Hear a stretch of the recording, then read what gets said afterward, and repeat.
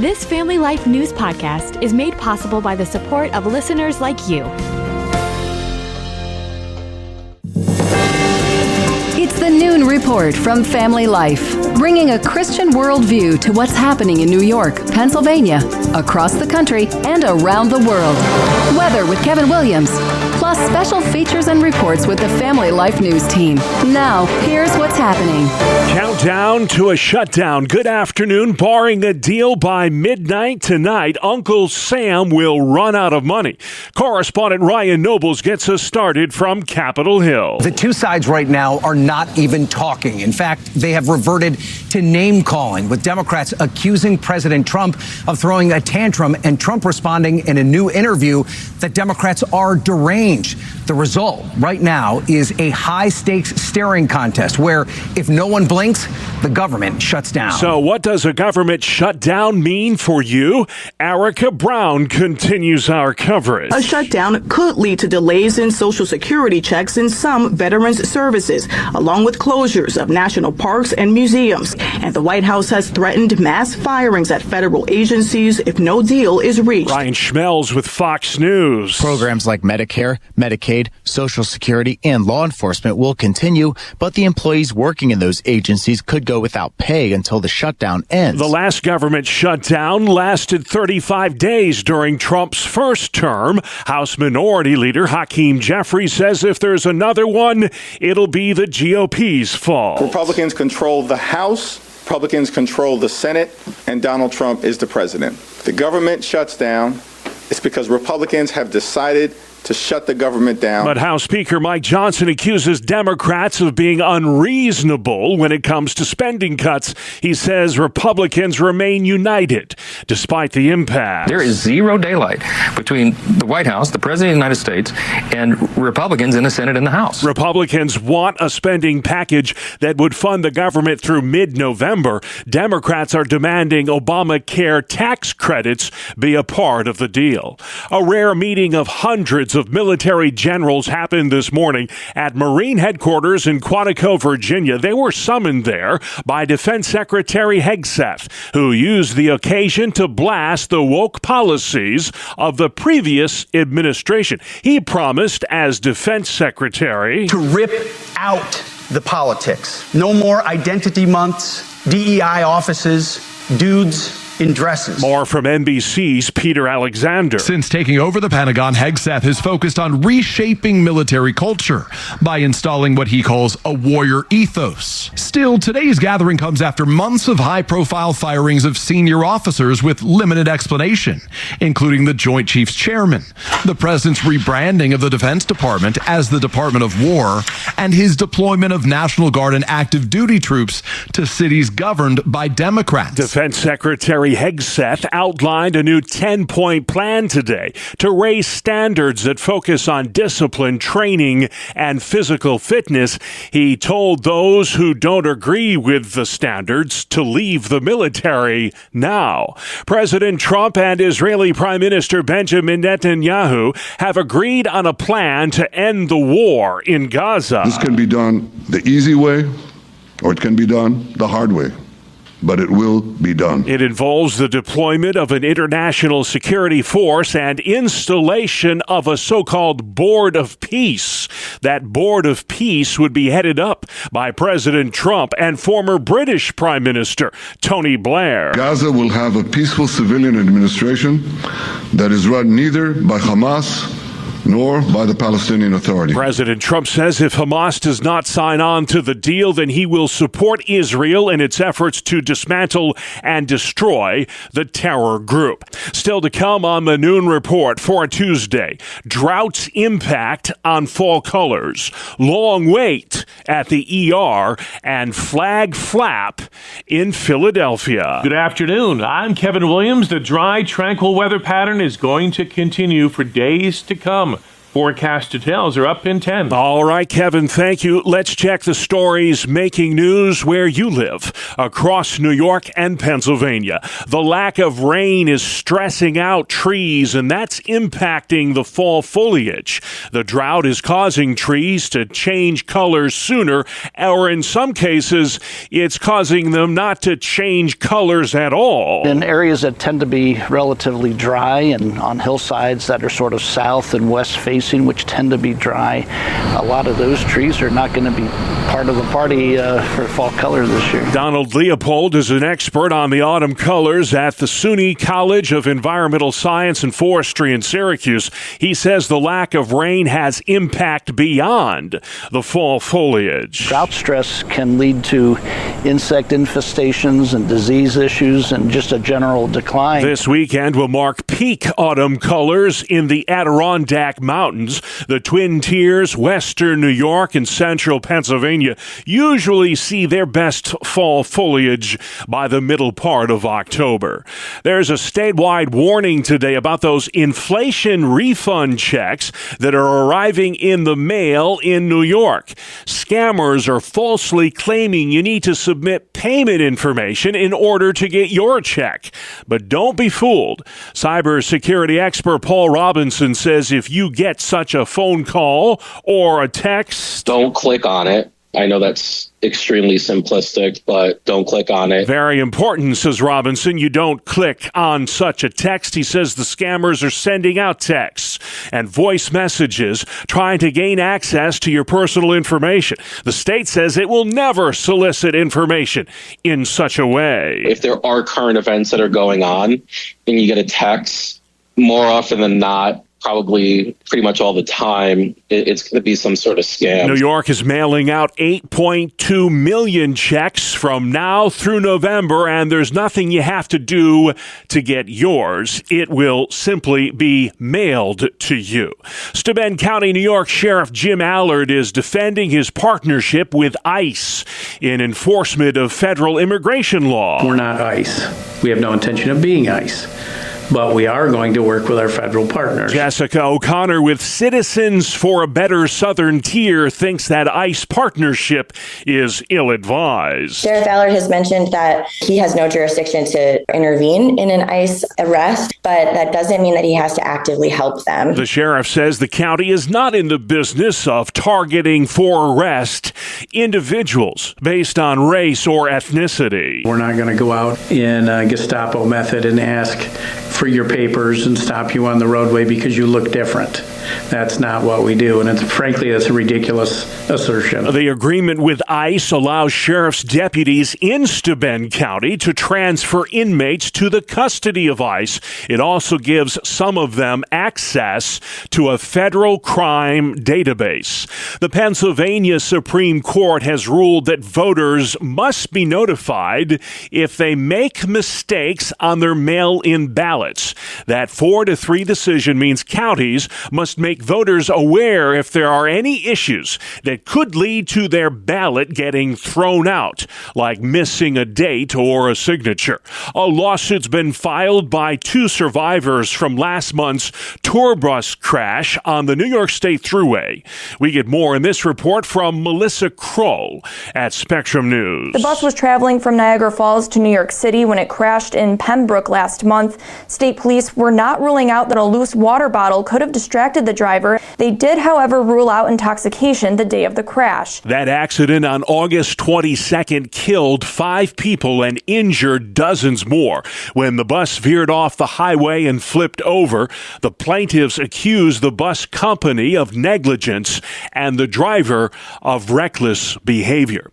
A Madison County, New York Army veteran and longtime firefighter has passed away after contracting EEE, Eastern Equine Encephalitis. 79-year-old George Baker Jr. of Chittenango was also the chaplain of the Chittenango Fire Department, where he was a member for more than 50 years.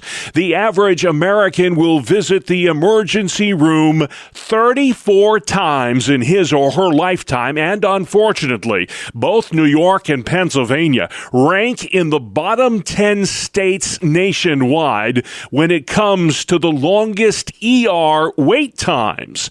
These registered nurses at the Erie County Medical Center in Buffalo blame that long wait time on staffing shortages. Nobody is listening from the top. We're the ones doing the care at the bedside. So if you don't put into the lower part of your pyramid, it's going to collapse. New York has an average wait time of 3 hours and 13 minutes, while Pennsylvania has a wait time of just over 3 hours on average at the ER. A piece of Pennsylvania military history has found its way home. Family Life's Brian Query. A nearly century-old Pennsylvania National Guard flag was returned to Fort Indiantown Gap Monday in a special ceremony.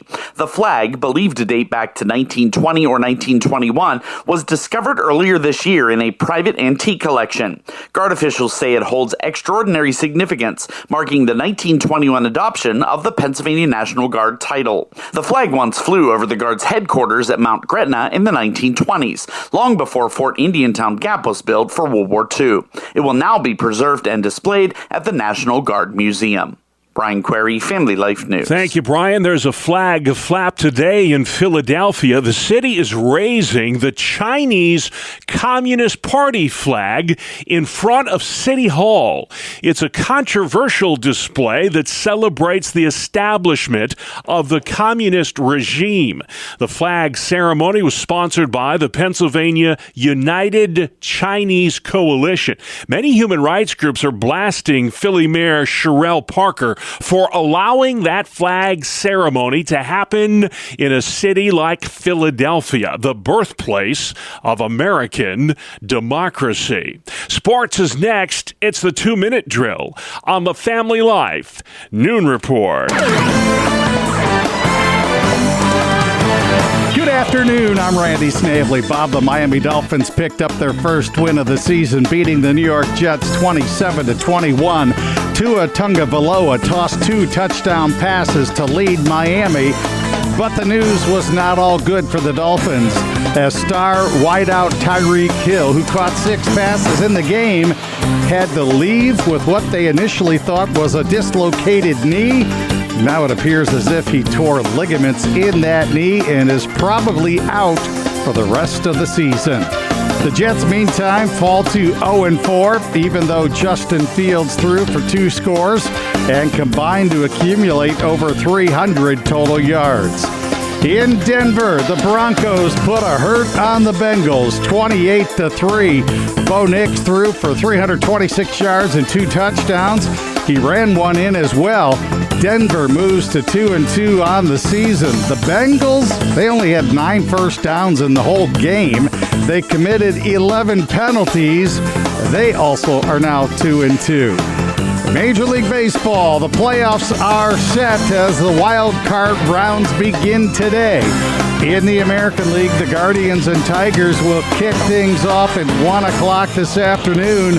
Then the Yankees host the Boston Red Sox around 10 after 6 this evening. In the National League, the Padres are in Chicago to take on the Cubs. That starts just after 3 p.m. And tonight, the Reds are in Los Angeles to take on the Dodgers. That game begins right after 9 o'clock. Toronto and Seattle, the top 2 seeds in the American League. And Milwaukee and Philadelphia are 1-2 in the National League. And those 4 teams will await the wild card round winners and begin play on Saturday. That is a look at sports. All right, love me some postseason baseball. Thank you, Randy. Still to come on the Noon Report, tick-tock goes the government shutdown clock. We're nearly there.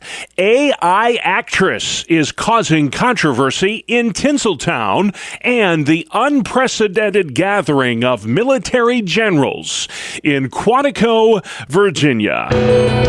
Welcome to Breakpoint, a daily look at an ever-changing culture through the lens of unchanging truth.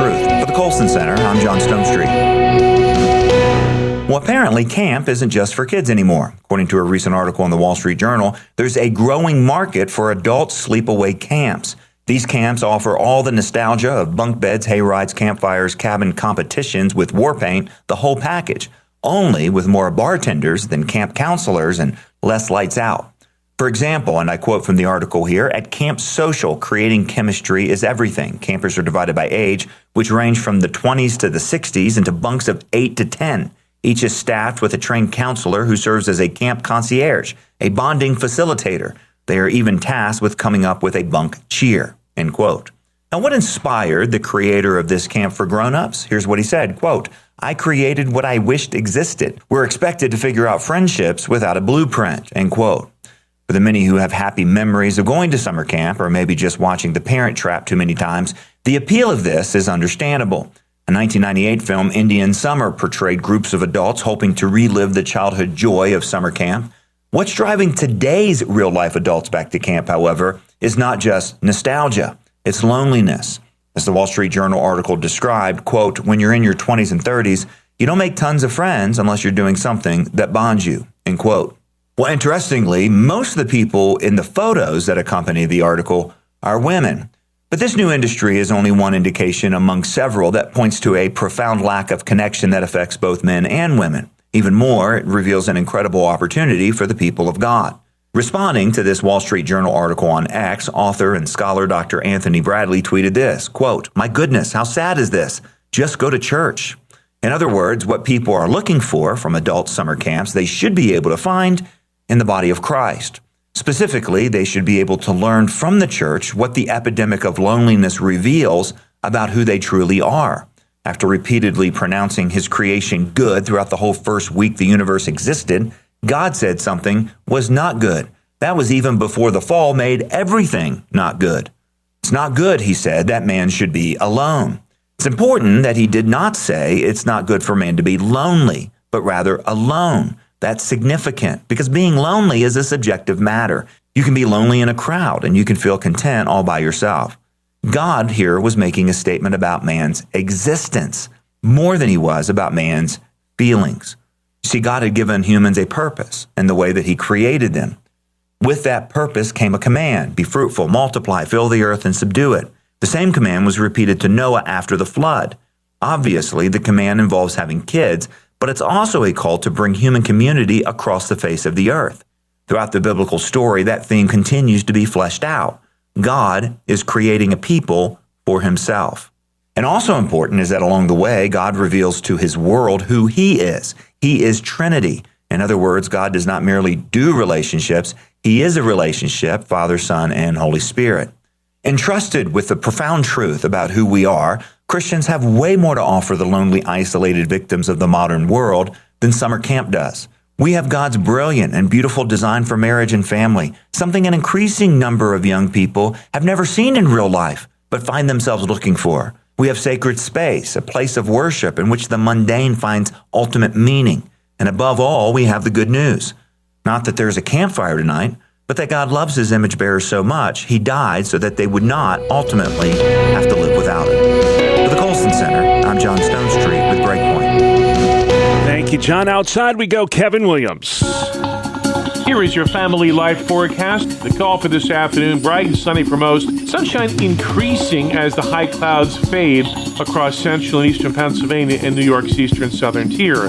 Not as warm as yesterday for some, high in the 70s. Cooling off tonight into the 40s, clear.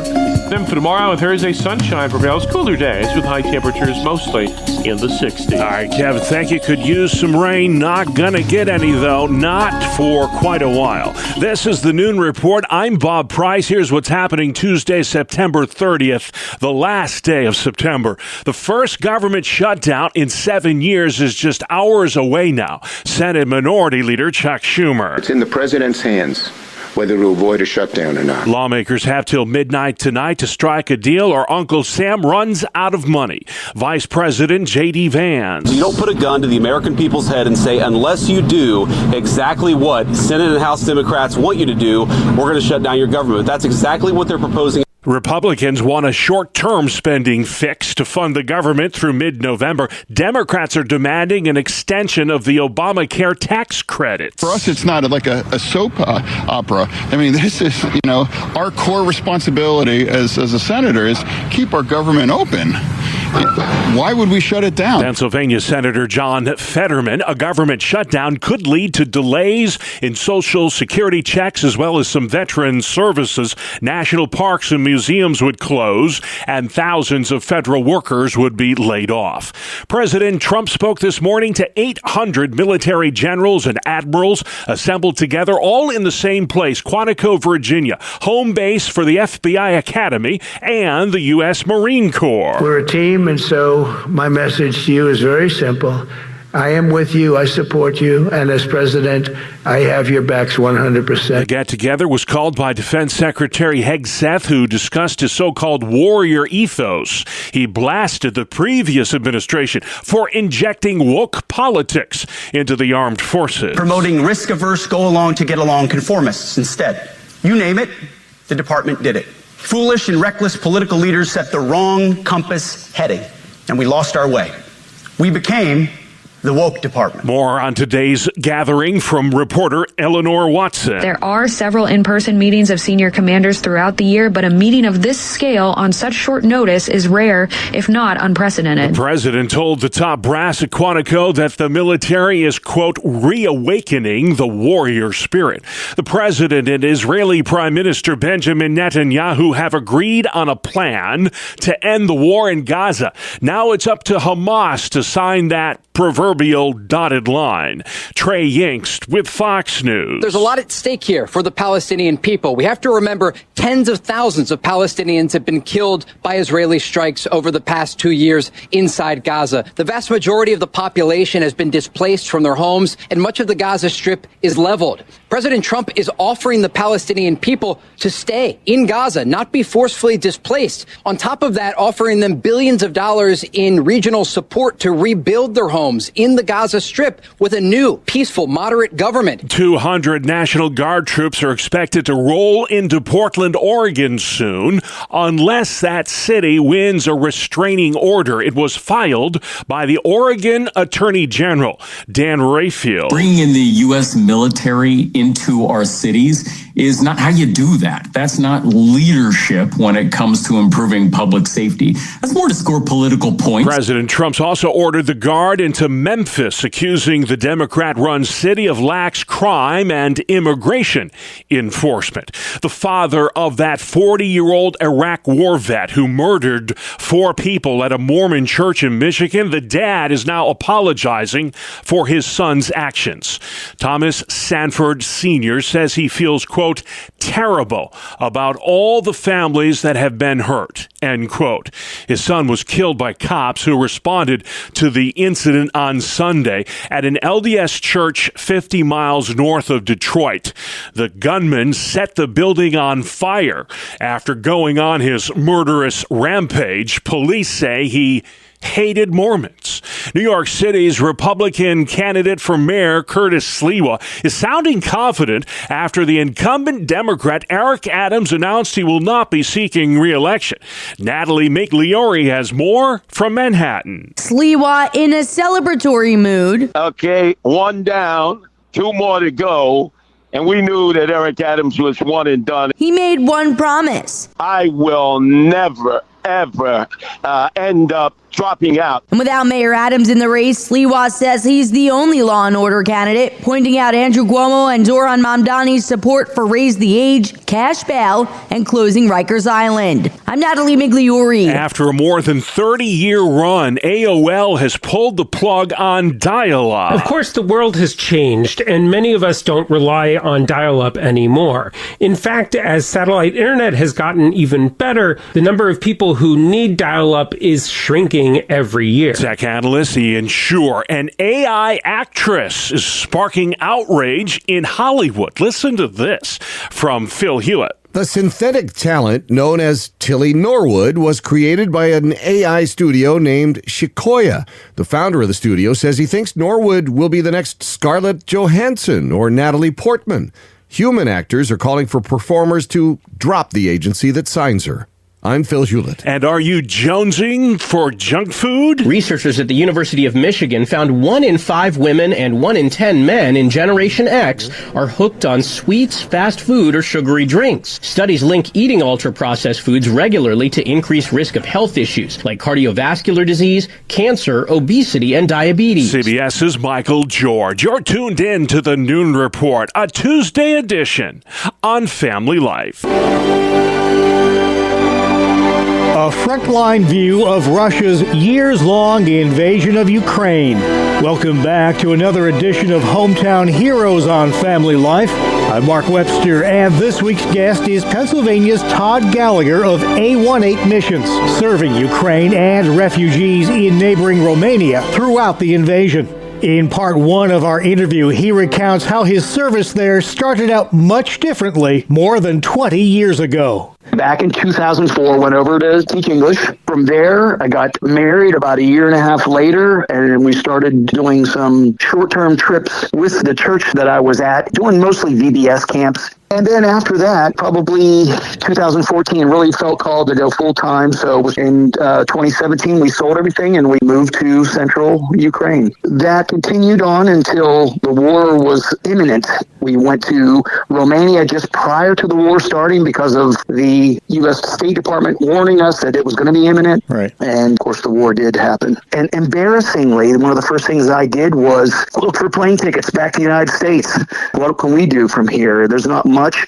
10 minutes after I'm sitting on the computer, that my phone rings, and it's the local church saying, hey, we know why you're here to avoid this, but we are getting calls from our government. All of our churches here in central Romania are getting calls. We need to help try to find places, but no one here speaks Ukrainian, and we know your family's here. Can you help us liaise on this?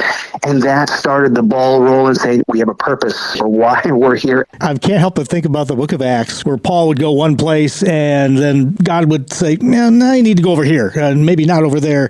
It almost sounds like the same sort of direction. I had my plans, I think, what can we do? We can get back to the United States. We can look from afar and maybe help from afar and see what we can do. No, God had some different plans that continue to this day. We are working with the Romanians there to take care of the orphans that have come out of Ukraine and into that area. And we do kids camps in Romania with these same groups that, man, they have shown me how to minister, to love, to pray. I've learned so much from them. An amazing partnership that we have. That first year and a half, there wasn't a trip that I made in Ukraine that I didn't have a Romanian brother sitting beside me there in the truck as we delivered into these tough areas. They wanted to be a part of helping. So I just can't say enough about how God puts us in connection with others that want to help and accomplish His mission. I don't think anybody listening stateside can really grasp, myself included, just what you've seen and what the people of Ukraine, and I guess Romania as well, have seen over the last years now. I don't think anybody ever envisioned this situation lasting years to begin with, but that it has and shows no signs really of necessarily abating. I just can't imagine the toll that's taken on people, not only mentally, physically, but spiritually too. Yeah, you would think that you get kind of numb to the war as we kind of get fatigued over here on listening to it and it's another attack, and then we just kind of move on with our day. And I understand that. But since the beginning of 2025, Russia has really amped up their drone production. They're mass producing these drones that enable these attacks to be so different than the beginning of the war. The war has evolved. How war is done is much different now with the invent of the drones being such a critical part. It's worse right now than it has ever been since day one of the war. And that's because of the drones. 595 drones were sent in yesterday morning, 48 missiles as well. Ukrainians' air defense that is automated gets a lot of those missiles. 48 sent in, 43 of them were knocked down prior without causing life damage. There were some buildings below, but yet 5 get through, and they cause massive damage across Kiev, the capital, where it's so busy there. It's like in New York City, effectively, Zaporizhia, and all over, Odessa down in the south. And then out in the west, they're being hit as well. nowhere in Ukraine is safe. Our area, 3.5 hours southwest of Kiev, a place called Vinnytsia, has been deemed one of the safest. We have a massive refugee population. The people coming from those areas. Our population before the war was 370,000. Now with the influx of the refugees coming in, they're estimating 460,000, almost 100,000 increase in our city because of the refugees coming in and our area being statistically one of the safest. But since these drones have come in there, we've been hit now 4 times. Again, minimal deaths, which is good, but less than 10 deaths in the last 2 months. But it's still, it's a very dangerous area now. Nowhere safe. That's Pennsylvania's Todd Gallagher of A18 Missions, serving Ukraine and refugees in neighboring Romania throughout the invasion. Next time, more on how the long invasion has impacted Ukrainians' spiritual well-being and the strength of their resolve. That's next time. It's Hometown Heroes on Family Life. All right, Mark, can't wait for part 2 of that interview. Hometown Heroes, the name of the program, comes your way every Tuesday during the noon report. You can also catch it online anytime at Apple Podcasts, Spotify, YouTube, or our website, familylife.org. Good afternoon. Here is your Family Life regional weather forecast on the midday weather map. We're looking at a weak cool front dropping from north to south across the region. It will drop our temperatures over the next several days, but it's otherwise not associated with any significant weather. Even the high clouds that reached our skies yesterday and last night, courtesy of the northern fringes of the high moisture shield from Tropical Storm Imelda, will be pulling back as well. Our tranquil and dry weather pattern is going to continue right through the weekend ahead. The call for this afternoon, bright and sunny for most. Sunshine increasing as the high clouds fade across central and eastern Pennsylvania and New York's eastern southern tier. Not as warm as yesterday for some, high in the 70s. Cooling off tonight into the 40s, clear.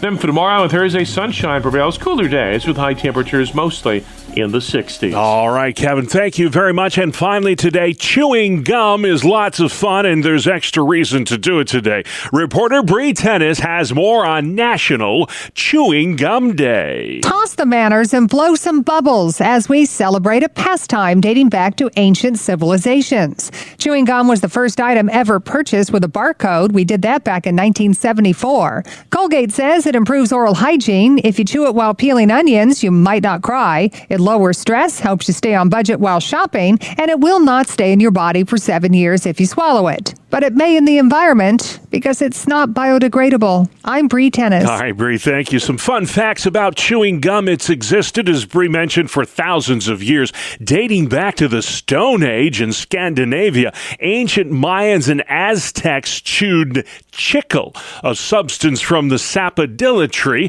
Europeans chewed on tar from birch bark. The first commercial chewing gum was developed in the mid-1800s, and that led to the flavored and bubble gums that we all know and love today.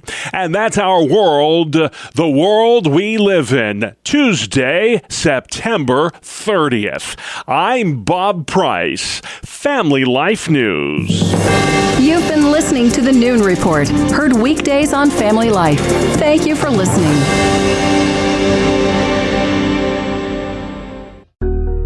Thank you for listening to this Family Life News podcast. If you've been encouraged by what you've heard, please share it with others and click the subscribe button to automatically receive future episodes. Family Life is a listener-supported ministry. Podcasts like this are made possible by your financial partnership. Find out more at familylife.org.